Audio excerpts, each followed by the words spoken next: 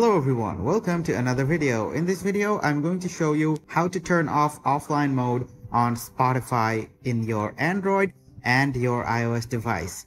So we're going to start with the iOS device first. So in order to turn off offline mode in iOS, you're going to have to open the Spotify application.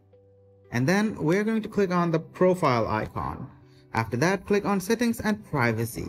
From here, you should go to playback. And as you can see on the top, we have the offline option, which is turned on. So we're going to turn this off. In the same way, you can just turn it on by clicking on it. So we're going to turn offline mode off, and the offline mode is off.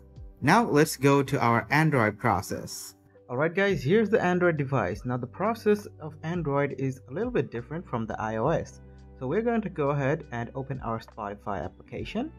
And after the application is opened, we're going to click on our profile on the upper left corner. After clicking on profile, go to settings and privacy. Now this time, it's not in the playback option. So we're going to scroll down and go to data saving and offline. So after going to data saving, as you can see, we have the offline mode turned on. Just click on the slider and the offline mode will be turned off. So this is the Android process. If you found this video helpful guys, please do leave a thumbs up and subscribe to our channel for more helpful videos like these.